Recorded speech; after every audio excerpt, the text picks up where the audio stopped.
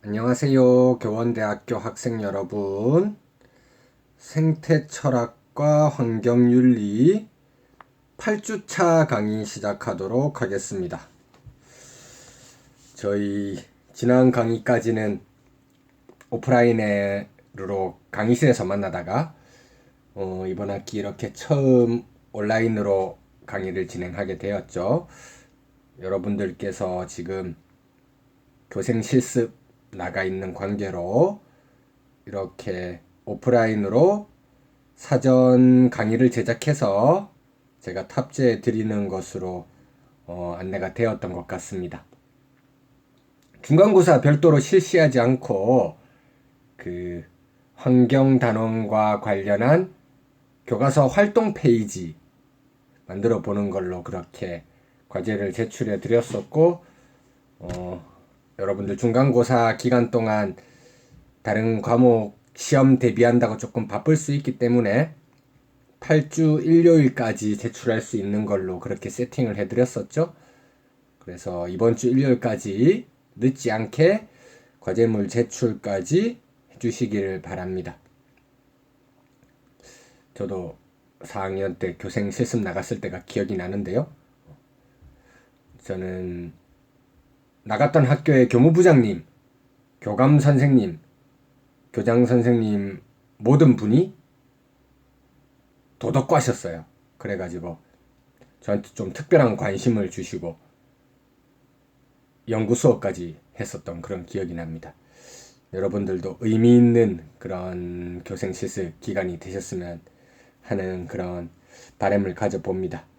뭐 교생 실습 기간이 아닌 선생님들도 계시지만 학생들도 계시지만 뭐 어차피 학년이 더 올라가면 교생 나가게 되실 테니까요. 저희가 아마 교과서로 이제 본격적으로 들어와서 환경윤리 교재 읽어나가는 방식으로 이렇게 강의를 진행할 거라고 했었죠. 아무래도 전반적으로 쭉 읽어나가면서 추가적인 설명하는 방식이기 때문에 조금은 지루할 수도 있겠지만 여러분들 집중을 잃지 마시고 잘 따라와 주시면 좋겠습니다. 아마도 지난번 그 강의를 할 때 패스모어를 하기 위한 흥미유발 도입 정도까지 제가 강의실에서 했었던 것 같습니다. 이어서 하면 될 것 같고요. 저희가 온라인 강의 제작을 할 때 강의실에서 하면 뭐 학생들 발표라든지 토론이라든지 이런 걸 다 포함해서 이제 강의가 진행되는데, 제가 이렇게 온라인으로 제작하는 강의는 그 일방적으로 설명하는 형태로 되기 때문에 한 학점당 25분 이렇게 제작하게 되어 있죠. 그래서 한 주에 25분짜리 3교시 이렇게 생각하시면 될 것 같습니다. 213쪽 저희 교재에서 초기의 환경윤리학 패스모어 부분 하면 될 것 같고요. 그거 하기 전에 저희가 이제 환경철학 내지 환경윤리, 여기서 조금 전통적인 인간 중심주의의 견해들 이것을 살펴보면서 철학적인 견해가 담긴 그런 이야기들을 많이 했었죠. 212쪽에 보면 그것과 함께 환경오염의 원인이 된 종교적 전통에 대해서도 이야기를 하고 있거든요. 이것도 꽤나 중요할 수 있는 그런 전통입니다. 서양의 사상적 전통을 만든 헬레니즘적인 전통, 서양의 철학적 전통이죠. 그리고 헤브라이즘적인 전통, 서양의 종교적인 전통이죠. 이 두 가지 모두 환경오염의 원인을 제공한 그런 사고방식이 일부 있었더라, 이렇게 설명하고 있는 부분이거든요. 그래서 212쪽 여기 한번 읽어보고 213쪽 패스모어로 넘어가면 좋을 것 같습니다. 자, 212쪽. 어떤 학자는 서양의 종교적 전통도 이 점에 관해서는 마찬가지로 책임이 있다고 주장한다. 환경오염 이것에 대한 책임이 있다는 것이죠. 처음으로 이러한 주장을 한 사람들 중 한 사람은 역사학자 린 화이트였다. 굉장히 유명한 주장입니다. 굉장히 유명한 주장. 어떤 주장인지 한번 읽어보도록 할게요. 각주 8로 되어 있는 직접 인용문 부분입니다. 이러한 종교적 전통은 유대 기독교의 하나님이 모든 생명체를 창조했다는 창세기의 몇 구절에 의해 상징적으로 대표된다.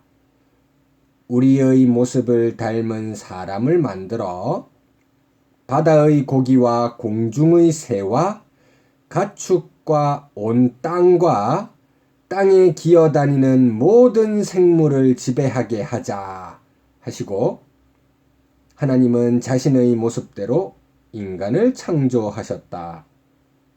그리고 하나님은 그들을 축복하여 이렇게 말씀하셨다. 굉장히 이제 의미심장한 대목이 나올 겁니다. 너희는 많은 자녀를 낳고 번성하여 땅을 가득 채워라. 땅을 정복하라. 정복지향적 자연관이 나오고 있죠. 바다의 고기와 공중의 새와 땅의 모든 생물을 지배하라. 자, 창세기에 나오는 구절이었고요. 요걸 화이트가 해석하고 있는 부분이죠. 서양의 신학적 전통이 오늘날의 환경 위기의 근원일 수 있다는 것이 우리 생태 위기의 역사적 근원이라는 화이트의 고전적인 논문의 핵심입니다. 사실 이제 제가 차기 교과서 집필할 때 환경 부분 집필하고 있다고 했죠. 동양의 자연관, 서양의 자연관 이렇게 구분해서 차례대로 서술해 나갈 때 서양의 자연관에서도 이제 인간 중심주의에서 생태 중심주의 나가기 이전 좀 전체적으로 서양의 자연관을 개괄하는 그런 단락이 있거든요. 거기서는 헬레니즘적 사고방식, 다른 존재와 달리 인간은 이성을 가지고 있었기 때문에 인간이 우월하다고 보았다. 그 다음 헤브라이즘적인 사고방식, 이게 이제 린 화이트가 지적하고 있는, 비판하고 있는 대표적인 부분이죠. 화이트는 자연에 대한 근대의 과학적이고 기술적인 접근 방식은 특정한 유대 기독교적 관점의 산물이라고 주장합니다. 앞의 창세기에서 인용한 구절과 같이 성경에서 발전한 이러한 관점이 특히 인간 중심적이죠. 이런 견해에 따르면 인간은 모든 창조물 중에서도 특권적 지위를 차지합니다. 유일하게 신의 모습을 닮은 존재로 창조되었죠. 신을 닮은 모습으로 창조되었기에 인간은 도덕적이고 형이상학적인 독특성을 갖습니다. 따라서 인간은 자연과 구분되고 자연을 초월합니다. 사실 이런 종교적 사고방식, 헤브라이즘적인 사고방식 자체가 이분법적인 세계관을 일정 부분 가지고 있잖아요. 나중에 아우구스티누스 중세에 가서 신국론 이야기하면 지상의 나라, 천상의 나라 이런 방식으로 두 개로 나누어서 보는 사고방식이 있거든요. 신의 모습을 닮은 존재, 그렇지 않은 존재, 이런 방식으로 구분해가지고 마음대로 지배하고 이용할 수 있다는 방식의 사고가 발전할 수 있는 계기를 제공했다는 것이죠. 213쪽으로 넘어와서요. 신은 인간이 자연보다 우월하다는 도덕적 위계를 만들었고 인간으로 하여금 자연을 정복하고 지배하도록 명령하였다고 하는 것입니다. 제가 아마 강의실에서 아퀴나스에 대해 이야기하면서 아퀴나스가 인간 중심주의적으로 해석되는 경우도 있지만 그렇지 않게 해석되는 경우도 있다. 청지기 이론이라고 하는 거 아마 소개해 드렸던 것 같은데요. 인간은 신과 자연의 중간자적 존재로서 신이 창조한 세계를 잘 관리하고 유지하고 보호하기 위한 책임이 있다. 이런 방식으로 해석하는 노선도 있습니다. 아마 뒤에 그런 내용도 조금 나오는 것 같네요. 화이트는 이것이 기독교 신학에 대한 유일하거나 가장 합리적인 해석이라고 주장하는 것은 아닙니다. 사실 그는 계속해서 훨씬 더 조화로운 자연과의 관계를 지지해줄 대안적인 기독교적 견해를 제시하기도 합니다. 청지기 이론 같은 게 여기 들어가는 내용이 되겠죠? 중요한 것은 이것이 많은 유대교 신자들과 기독교인이 창조에 관한 성경의 이야기에 대해 내린 해석이라는 겁니다. 현대의 많은 과학과 기술은 자연에 대한 이러한 인간 중심적인 시각이 지배하는 상황에서 발전했습니다. 그리고 화이트에 따르면 이것이 현재 생태학적 위기의 근원을 이루고 있습니다. 철학적인 원인만 있는 게 아니라 종교적인 원인도 있다. 화이트라고 하는 사람이 제시하는 내용 좀 중요할 수 있기 때문에 함께 읽어보았습니다. 이런 방식으로 교재를 쭉 읽어가면서 진행한다는 겁니다. 213쪽 넘어와서 이제 저희는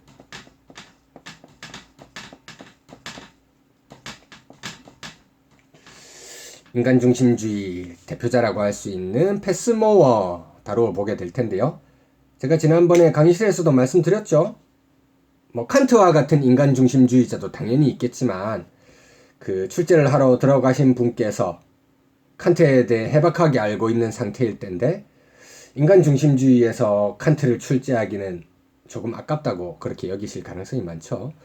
인간중심주의에서 출제가 이루어진다면 패스모어를 주제로 이루어질 확률이 제일 높지 않을까.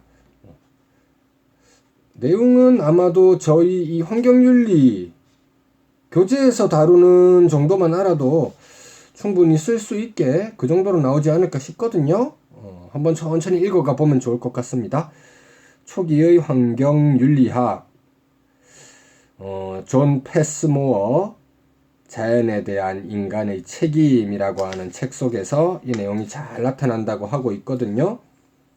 214쪽 넘어와서 어떤 내용들을 패스모어가 이야기하고 있는지 하나씩 살펴보도록 하겠습니다. 자, 214쪽 넘어왔습니다. 패스모어는 많은 응용윤리학의 특징적인 이미지를 이용하면서 그 자신의 철학적 역할을 존 로크에 의해 처음 사용된 용어들로 설명한다. 쟁점을 식별해내고 논의를 명료화하고 분석하는 윤리학자의 역할은 바닥을 청소하고 지식으로의 길에 놓여있는 쓰레기를 제거하는 일꾼이다. 로크가 아마 이런 이야기를 했나 봅니다. 이 이야기를 인용하면서 패스모어도 철학자나 윤리학자들이 해야 하는 역할이 이런 것이다 라고 말하고 있는 것이죠. 철학자라고 되어 있는데 저는 이렇게 한번 표현해 보겠습니다. 첫 번째 괄호 1 윤리학자의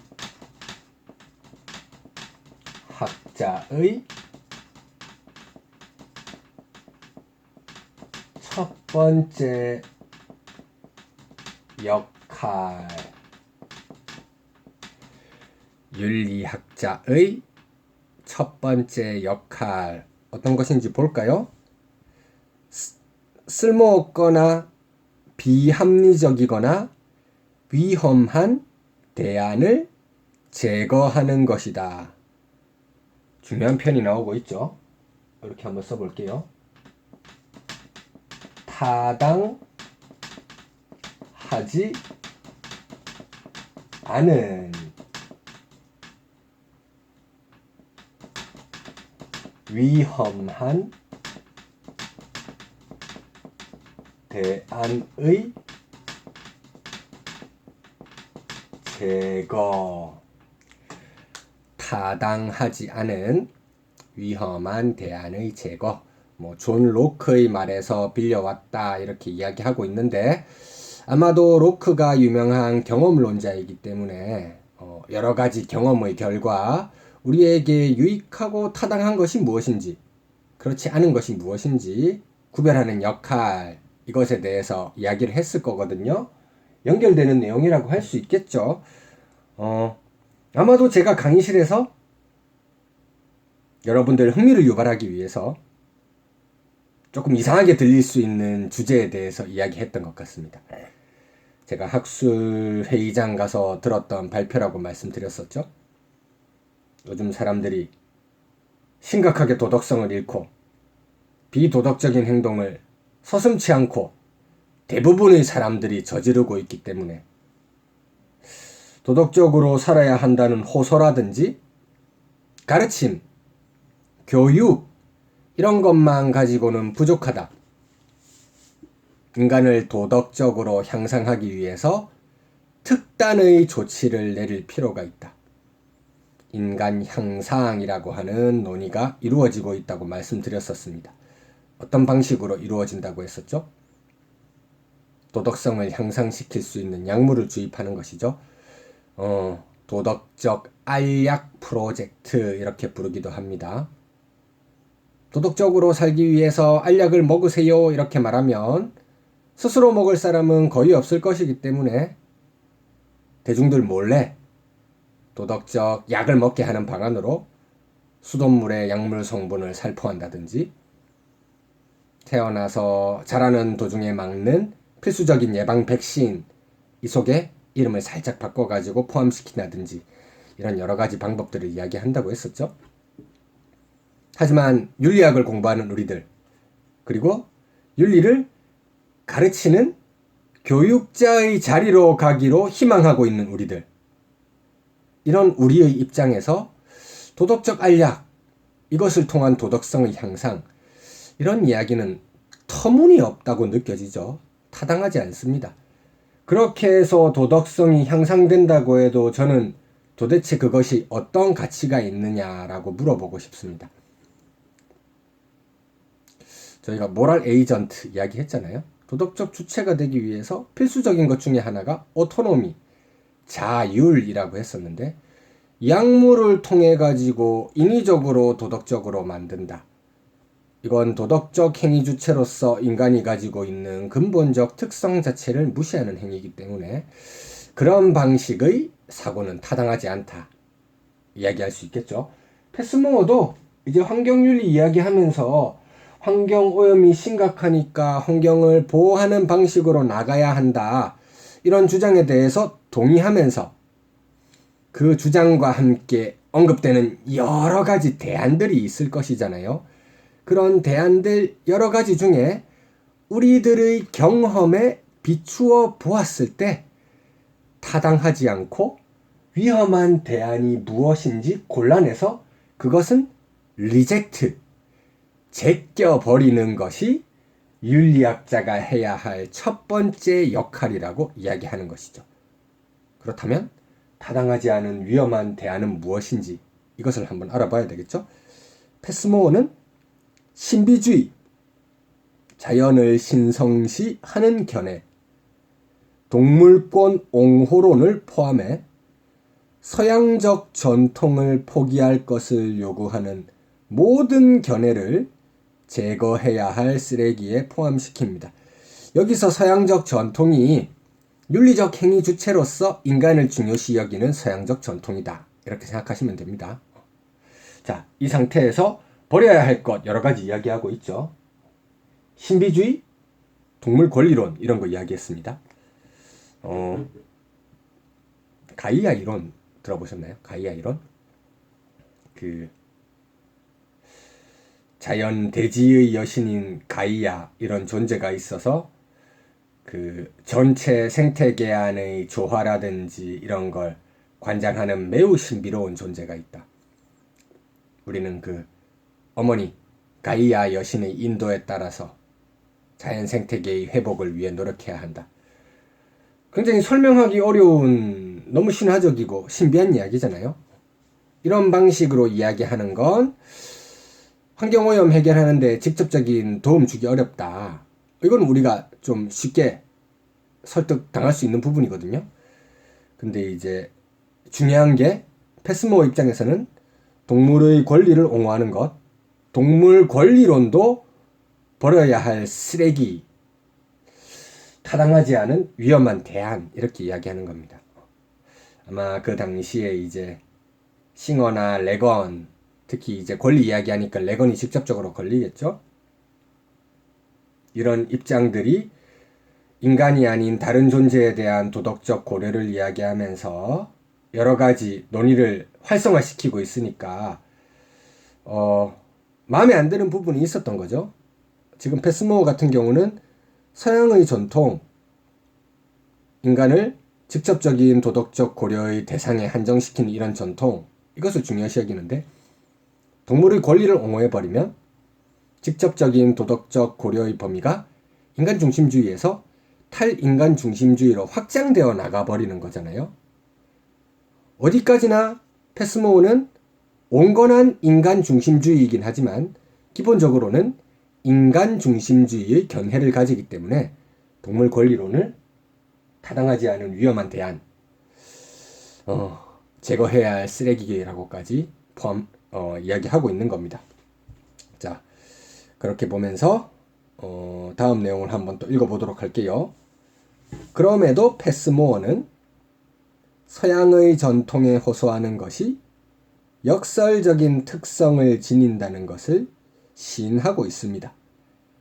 한편으로 그는 지배적인 서양의 전통이 인간과 자연의 관계가 어떤 식으로든 도덕적 고려에 의해 지배된다는 것을 부정하고 있다는 점을 인정합니다. 이러한 전통에 따르면 인간은 자연을 오만불손하게 지배할 뿐만 아니라 인간이 바라는 대로 마음대로 주물러 어떤 모양이든 만들 수 있는 단순한 밀랍 덩어리로 취급하는 전제군주의입니다. 제가 여러 번 말씀드렸었죠? 인간 중심주의에도 강한 버전이 있고 약한 버전이 있다. 강경한 인간 중심주의, 온건한 인간 중심주의, 해석의 여지가 두 가지가 있는데 전제군주 이런 방식은 당연히 강경한 인간 중심주의적인 노선이겠죠. 다른 한편으로 이게 온건한 인간 중심주의적인 노선이 되겠죠. 패스모어는 서양 전통이 윤리적으로 적절한 자연과의 관계를 위한 씨앗을 품고 있다고 믿고 있습니다. 자, 어떤 전통인가? 중요한 게 이제 두 가지가 나오거든요. 하지만 이거는 이제 밑줄이라든지 동그라미 정도 쳐주시면 좋을 것 같아요. 패스모어가 전통적인 서양의 도덕적 가르침, 대표적인 그 두 가지를 들고 있죠. 기독교건, 공리주의건. 대표적인 서양의 두 가지 전통 들고 있는데요. 기독교건, 공리주의건, 서양의 전통적인 도덕적 가르침은 사람들에게 항상 그들의 이웃들에게 해를 입히는 행위를 하지 않아야 한다고 가르쳐 왔습니다. 자, 이게 중요하다는 거죠. 서양의 도덕적 가르침, 인간 중심주의 입장에서도 다른 사람한테 피해를 입히지 말라 이야기하고 있다는 겁니다. 이게 어떤 방식으로 환경으로 확장되느냐 읽어보면 되겠습니다.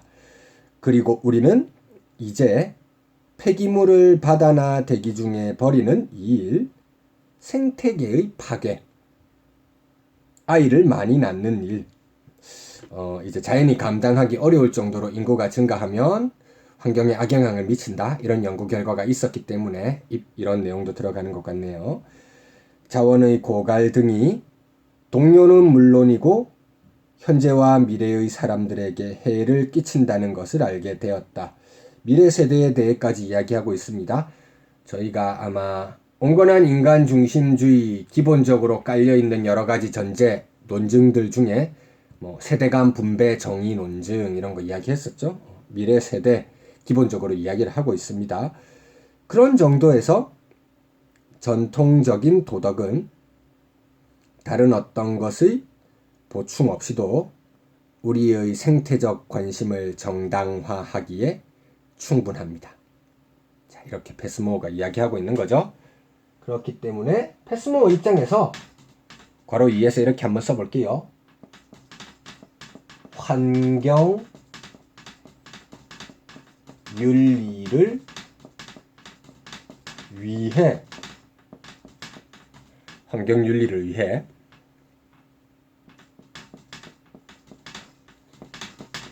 새로운 윤리를